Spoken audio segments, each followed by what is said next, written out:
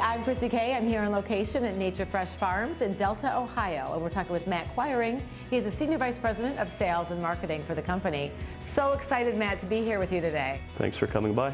Yes, indeed. We want to hear all about this business. It's a real growth industry, this greenhouse vegetable growing that you have. Tell us more about the greenhouse, the location, and some of the products. Let's start with the greenhouse itself. Sure. Well, this is a greenhouse that was built in multiple stages. We started here in 2015.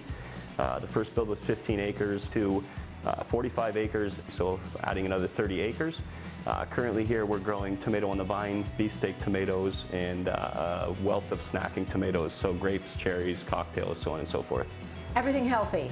All things healthy, yeah. We believe we sell health in a greenhouse. We're passionate about the business. We're passionate about creating a better world, growing for a kinder future, and we believe that we can do a world of good with good food. I love the notion and the mission that you have in terms of vision and looking to really sell health and make this world a healthier place. Now, tell us about some of the products that you have launched. I know you have this greenhouse here. The one in Canada has different products. So let's hear a little bit more about some of those. Between all of our categories, I think we have close to 15 different SKUs. Recently, we just launched a conventional strawberry program that got on the market last year.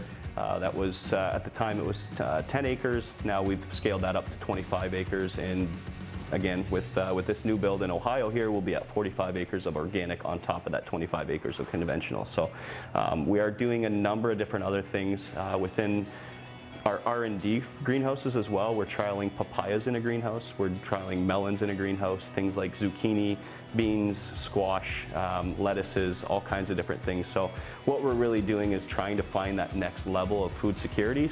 Yes, and we talk about food security and food surety, assuring that through the greenhouses you can grow year-round. And some of those things, those niches that farmers who are growing outside can't do.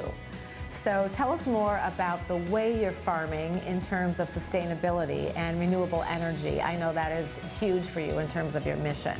Well, sustainability story, we use good bugs to fight bad bugs. We eliminate the need for pesticides because of that, which when we look at what's on the Dirty Dozen list, tomatoes, peppers, cucumbers, I think strawberries #1 on that Dirty Dozen list. Tell us more about Dirty Dozen. What is that all about? So it's basically a list of the most pesticide-ridden fruits and vegetables in the retailers. And when people talk about that Dirty Dozen list, it's driven on field-grown products because they don't have the control that we do indoors. So once again, we use good bugs to fight bad bugs. We don't need to spray a pesticide on because we have that natural balance of life in our greenhouse between good bugs fighting bad bugs, and they kind of keep that circle of life balance within there. So anything grown indoors at Nature Fresh, at any greenhouse across North America, that is not on the Dirty Dozen list. It's actually field-grown products. So all the weather challenges and water concerns that say California is having right now, that's not us. We're surrounded by some of the biggest bodies of fresh water in the world. Having us being able to reduce, reuse, and recycle our water is a big win for the environment. It's a huge sustainability play. And we're really proud at a lot of the things we do in the greenhouse. That's really impressive, and that is so on point with what we need more of today in terms of our climate. I know something that is also really important to you and your father, as he started this company years ago, is a kinder, more healthy environment, and teaching kids and our youth a little bit more about what it means to eat healthy, to grow healthy. Tell us more about the initiatives that you've had there. So we created, since my father's got a building company, we actually put a greenhouse on the back of a tractor trailer, and we decided sometimes it's not easy to bring the population into your greenhouse, but maybe you can bring the greenhouse to the population. So we worked with retail partners across North America, some of our strongest national retailers. We bring our greenhouse right directly in front of the stores, and what we're doing is really trying to engage not only children but also their parents to try and help inspire them to want to eat healthier. One thing we've also learned is that people are really hungry for information on how their food is grown, who's producing their food, is it safe for my kids? All these things really we're able to answer with that vehicle of having that greenhouse in front of them. And you talked about bugs, good bugs, What's an example of a good bug that you use to really kind of prevent you from having to ever use a pesticide? So ladybugs are one of kind of like our our top good bugs in the greenhouse. They take care of a number of different bad bugs, much of which I don't even know the scientific name for. It's really about the healthy balance and using good bugs to fight bad bugs. But I believe there's around 21 different species of good bugs that we put into the greenhouse, and we buy those in. Believe it or not, our bug bill is over $2.5 million per year. Really? That's bringing good bugs into our greenhouse to help combat bad bugs.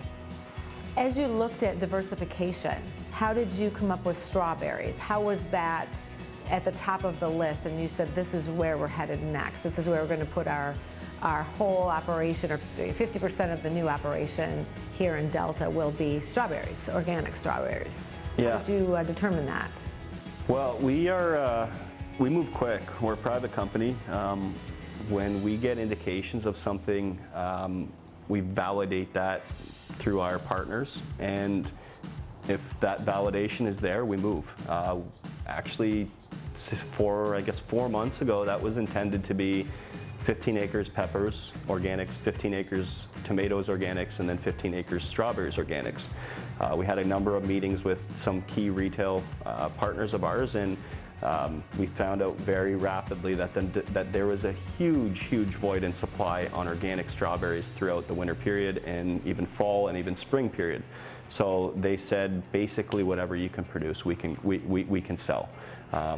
Our goal again is to try and find what our pain points are for our retailers out there, and essentially that's the consumer. And if we can solve that concern or that challenge for them, we're going to move on it. So we've seen there's a massive void in supply. We felt that we could help the consumer out with an organic greenhouse grown strawberry throughout the months that they can't necessarily get it. So we felt, this is the right direction, and we moved quick. So personally speaking, are you a healthy eater? Yeah, of course. Have you been known to just grab a tomato off the vine and? All the time. Yeah, all the time. I love it. I love it. I eat my fair share of tomatoes. That's for sure.